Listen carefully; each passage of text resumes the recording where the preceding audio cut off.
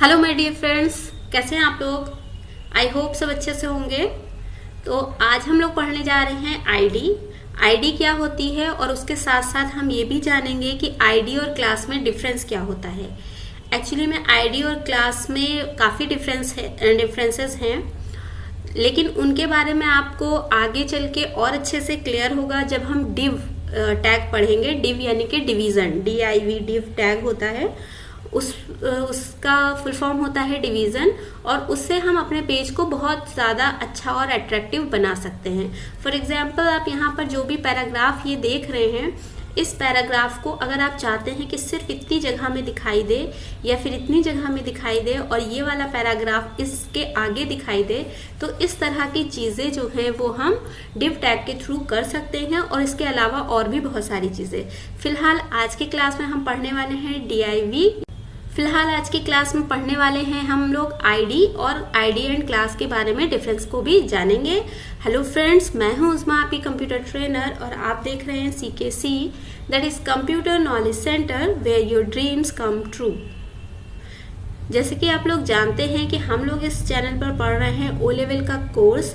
O level के course में first paper complete कर चुके हैं, और सेकंड पेपर में हमारा HTML के बाद CSS चल रहा है। इसमें मेन टॉपिक जो हमारा बचा हुआ है वो डिव है।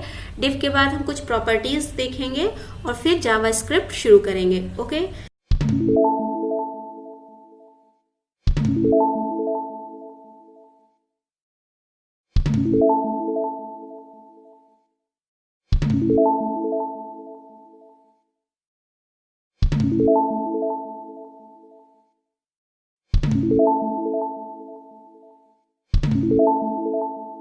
आई होप फ्रेंड्स आपको ये वीडियो समझ में आई होगी। अगर आप चैनल पर फर्स्ट टाइम आए थे तो चैनल को सब्सक्राइब कर लीजिए। वीडियोस अच्छी लगती हैं तो प्लीज़ लाइक एंड शेयर करिए, और कमेंट करके बताना मत भूलिएगा कि आपको ये वीडियो कैसी लगी। और अगर कोई क्वेश्चन है तो वो भी आप कमेंट्स में बता सकते हैं। ओके, तब तक के लिए बाय बाय, टेक केयर।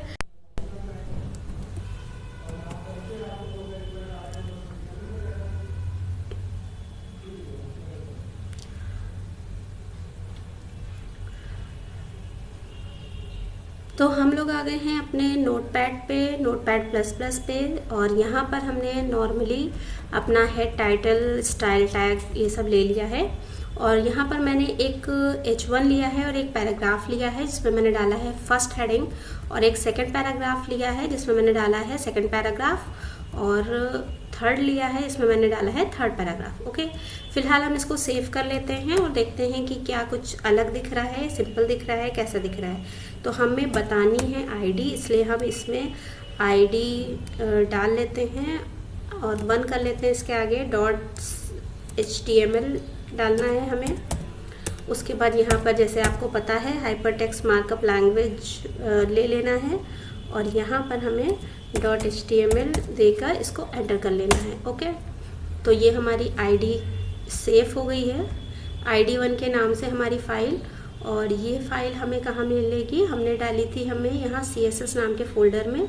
तो यहाँ पर ये हमारी ID1 के नाम से है। इस पर राइट क्लिक करेंगे और ओपन विद हम कर लेते हैं अपने गूगल ब्राउज़र पे। ओके, गूगल क्रोम पे। तो गूगल क्रोम हमने खोल लिया है, और यहाँ पर हम देख सकते हैं कि हमारा जो टाइटल था, जो फाइल नेम था, वो यहाँ आ रहा है, और जो टाइटल में दिया था वो इस जगह पर लिखा हुआ है। ओके, तो ये हमें दिख रहे हैं कि 3 पैराग्राफ हैं और इनमें ये पैराग्राफ लिखे हुए हैं। ओके, तो अब हमें क्या करना है, आईडी को किस तरह से यूज़ करना है ये हमें देखना है। तो हम क्या करते हैं, हैश का साइन लगाते हैं और आईडी का कोई भी नाम दे सकते हैं। फिलहाल हम यहाँ पर ID1 ही नाम देंगे, और उसके बाद इसके अंदर जो भी हम चाहते हैं वो ले सकते हैं। जैसे कि हम चाहते हैं background colour. Okay, background colour, और इसका कलर दे देते हैं हम रेड, और यहाँ लगा देते हैं सेमीकोलन। ठीक है, और उसके बाद हम इसको कर देते हैं बंद। यहाँ पर ओपन करना भी ज़रूरी है। तो हमने ये ID1 ले ली है, और इस ID1 को हमें क्या करना पड़ेगा, कॉल करना पड़ेगा जहाँ पर भी हम इसे अप्लाई करना चाहते हैं। जैसे कि हम यहाँ H1 में अप्लाई करना चाहते हैं, तो हमने यहाँ पर लिया है ID = ID1। ओके, ये नेम ID1 जो दिया है ये कुछ भी हो सकता है, मैंने इसलिए दिया है कि फर्स्ट सेकंड थर्ड करके हमें याद रहे कि किस ID में हमने क्या चीज़ लगाई है, उसे कहाँ अप्लाई किया है। ओके, तो ये हमारा हो गया है ID1। और अब हम इसे वेब ब्राउज़र पर जाकर देखते हैं। यहाँ पर हमने सेव कर लिया है Ctrl+S से, और यहाँ पर F5 से रिफ्रेश करते हैं तो यहाँ देख रहे हैं हम कि ये हमारा बैकग्राउंड यहाँ आ गया है। ओके, अब इसके बाद हम क्या करते हैं, एक और ID बनाते हैं जो कि है हमारी ID2, और इसमें हम यहाँ पर लिखते हैं बैकग्राउंड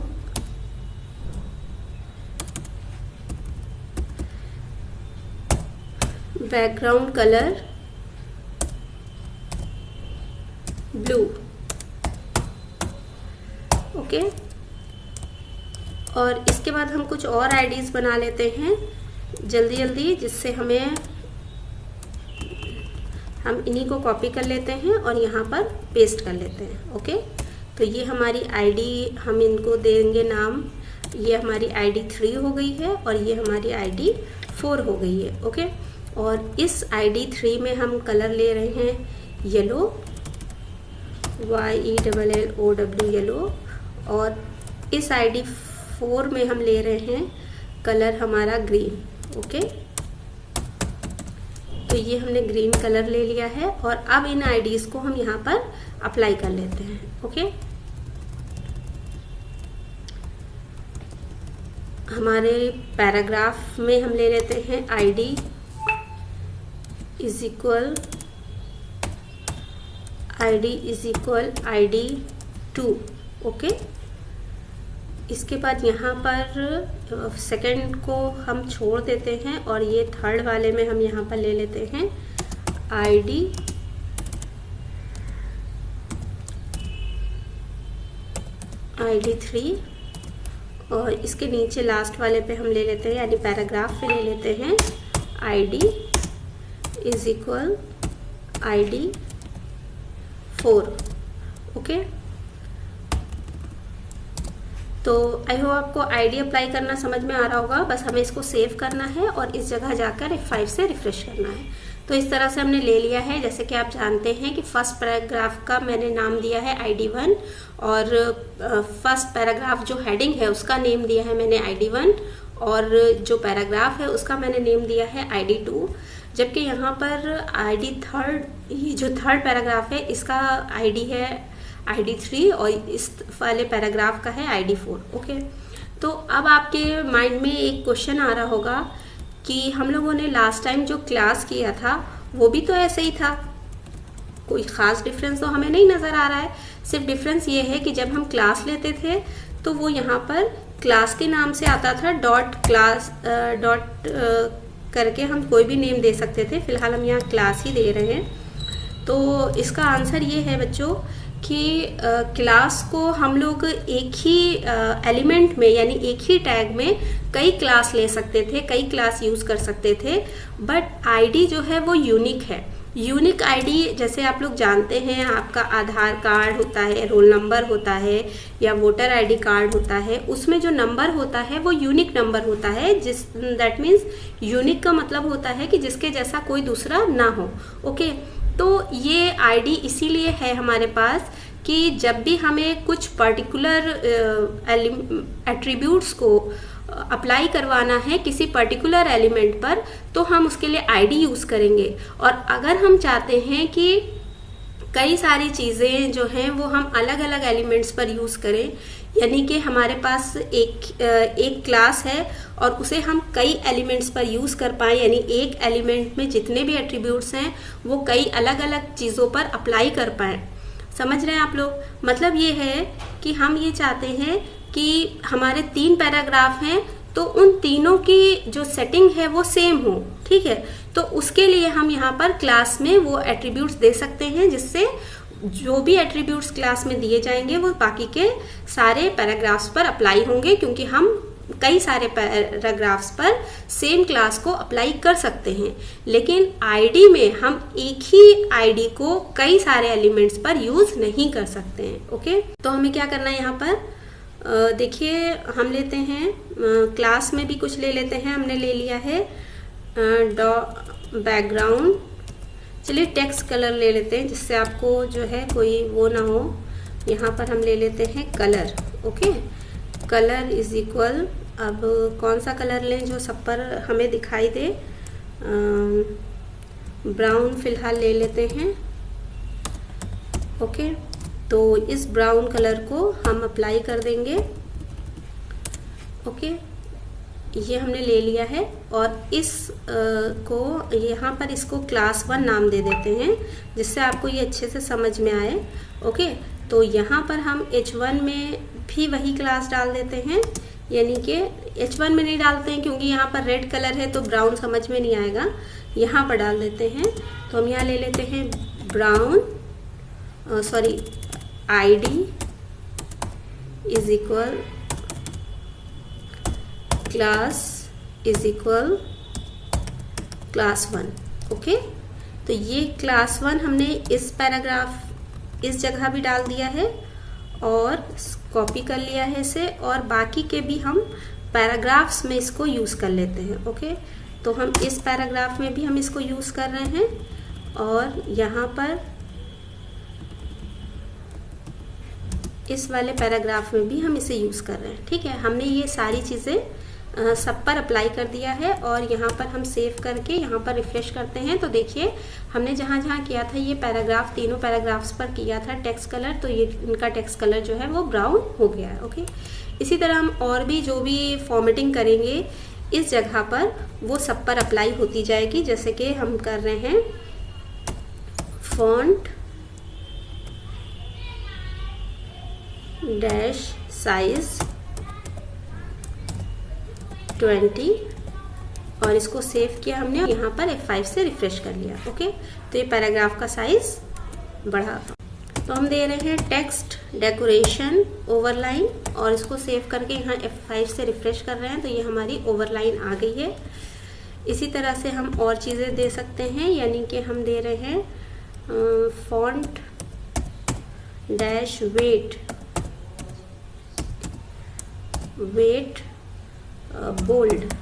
ओके, और इसको सेव करते हैं और यहाँ पर F5 से अप्लाई करते हैं। ओके, तो इस तरह से आप समझ सकते हैं कि जब भी हमें कई अलग अलग एलिमेंट्स पे सेम एट्रीब्यूट्स अप्लाई करने हो तो हम उसे एक ही क्लास में दे सकते हैं और उस एक क्लास को हम कई सारे एलिमेंट्स पर अप्लाई कर सकते हैं। बट अगर हमें कहीं पर यूनिक कुछ लेना है तो उसे हम ID में देंगे और उस एक ID को किसी एक ही एलिमेंट में अप्लाई करेंगे। ओके, तो आई होप स्टूडेंट्स आपको ये वीडियो समझ में आई होगी कि इसमें करना क्या है। इसके आगे हम लोग डिव की बात करेंगे। डिव हमारा टैग है, एक डिव फॉर डिवीजन, जिससे हम अपने पेज में जो भी हमारा पेज है उसमें अलग अलग सेक्शंस बना सकते हैं, अलग अलग कॉलम्स और रोज बना सकते हैं जिनकी अलग अलग फॉर्मेटिंग कर सकते हैं। जैसे कि हम लोगों ने इससे पहले टेबल टैग किया था HTML में, अगर वो नहीं देखा आपने तो देख सकते हैं आप। उसमें जितने भी सेल्स थे, जितनी रोज और कॉलम्स थी, उनकी अलग अलग फॉर्मेटिंग हम यहाँ पर कर सकते हैं डिव यानी कि डिवीजन टैग के थ्रू। तो नेक्स्ट क्लास में हम लोग पढ़ेंगे डिवीजन टैग। तब तक के लिए थैंक यू सो मच। उस्मा CKC यूट्यूब पे लिखना है तो आपको ये चैनल मिल जाएगा। उसके बाद इस पिक्चर पर क्लिक करेंगे तो आप चैनल में जाएंगे और वहाँ पर आप प्लेलिस्ट पर क्लिक करिएगा। ओके, तो प्लेलिस्ट में जाकर आपको सारे टॉपिक्स मिल जाएंगे। आप टॉपिक वाइज पढ़ सकते हैं कि आपको किस टॉपिक से रिलेटेड वीडियोस देखने हैं। ओके, तो अगर आपको वेब डिज़ाइनिंग के वीडियोस देखने हैं तो आप वो यहाँ से देख सकते हैं। उसके अलावा C लैंग्वेज के या फिर ऑफिस के, पावर पॉइंट के, इसी तरह हिंदी टाइपिंग। ओके, तो यहाँ पर ये सारे टॉपिक आपको पर्टिकुलर टॉपिक वाइज मिल जाएंगे सारे वीडियोस, तो इससे आपके लिए आसानी रहेगी। तो यहाँ पर हमारे पास टैली की, ऑफिस की और बहुत सारे टॉपिक्स हैं, उनकी वीडियोस हैं। और दोस्तों अगर वीडियोस अच्छी लगती हैं तो चैनल को सब्सक्राइब करना, इस रेड बटन पे क्लिक करना मत भूलिएगा और बेल आइकन भी प्रेस कर लीजिएगा।